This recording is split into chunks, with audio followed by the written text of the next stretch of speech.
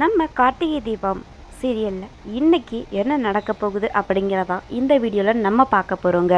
நம்ம சேனலை மறக்காமல் சப்ஸ்கிரைப் பண்ணிவிடுங்க. பக்கத்தில் பெல் ஐக்கான் இருக்கும், அதையும் ப்ரெஸ் பண்ணிடுங்க. வாங்க வீடியோக்குள்ளார போகலாம்.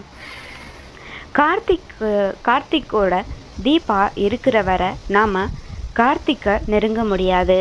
அதனால் ரம்யா போட்ட திட்டம் என்ன அப்படின்னு பார்த்தீங்கன்னா, போலி சாமியார்னு ஒருத்தரை ஏற்பாடு பண்ணி, அதாவது சாமியார்னு சொல்லி போலியாக ஒருத்தரை ஏற்பாடு பண்ணி அவர்கிட்ட போயிட்டு நீ அவருக்கு சொல்கிற பரிகாரத்தை பண்ணினேன்னா கண்டிப்பாக உங்கள் அத்தையோட உயிர் கண்டிப்பாக அவங்க உயிர் பிழைச்சி வந்துடுவாங்க, நல்லபடியாக பூர்ண குணமாகிடுவாங்க அப்படிங்கிற அளவுக்கு பொய்யா ரம்யா தீபாவை நம்ப வைக்கிறாங்க.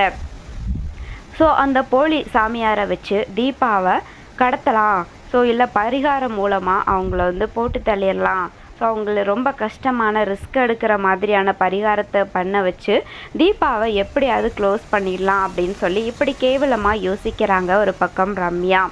இன்னொரு பக்கம் தீபா வீட்டை விட்டு கிளம்ப ஆரம்பிக்கிறாங்க.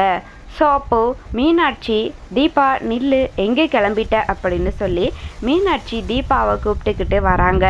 அப்போது இல்லைக்கா கொஞ்சம் வெளியில் போயிட்டு வரேன் கோயிலுக்கு அப்படின்ற மாதிரி இந்த மாதிரி சொல்லி சமாளிக்கிறாங்க. ஆனால் நம்ம தீபாவை மீனாட்சி நீ வெளியில் இப்போது போக வேண்டாம் அப்படின்னு சொல்கிறாங்க. ஏன் அக்கா அப்படின்னு கேட்குறாங்க தீபா. இல்லை தீபா, இன்னைக்கு நான் ஒரு கெட்ட கனவு கண்டேன். இந்த வீட்டில் மறுபடியும் அதாவது அது யார் அப்படின்னு கண்டிப்பாக என்னால் சொல்ல முடியல.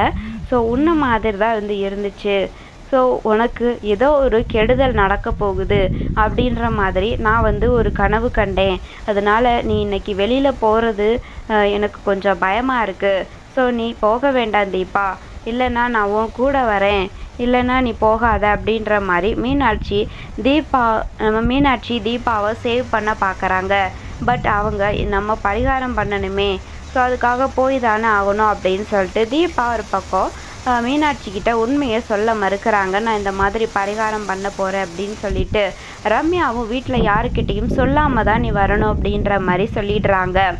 ஸோ நம்ம மீனாட்சி சொன்னதை வச்சு தீபா வெளியில் போகாமல் இருப்பாங்களா, என்ன நடக்க போகுது அப்படிங்கிறத நம்ம பொறுத்திருந்து தாங்க பார்க்கணும். ஸோ நம்ம மீனாட்சி தீபாவை எப்படியாவது தடுப்பாங்களா, இல்லை அப்படின்னா தீபாவை பற்றி நான் ஒரு பேட் கனவு கண்டேன் அப்படின்னு சொல்லி கார்த்திக்கிட்ட இந்த விஷயத்த சொல்லி கண்டிப்பாக தீபாவுக்கு ஏதாவது ஒன்று நடந்துடாமல் நம்ம காப்பாற்றணும்னு சொல்லி கார்த்திக்கிட்ட சொல்லி தீபா எங்கே போகிறாங்கன்னு நம்ம கார்த்திக்கும் மீனாட்சியும் ஃபாலோ பண்ணுவாங்களா.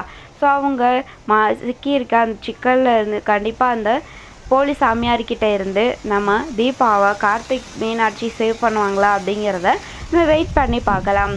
ஓகே ஃப்ரெண்ட்ஸ், தேங்க்ஸ் ஃபார் வாட்சிங்.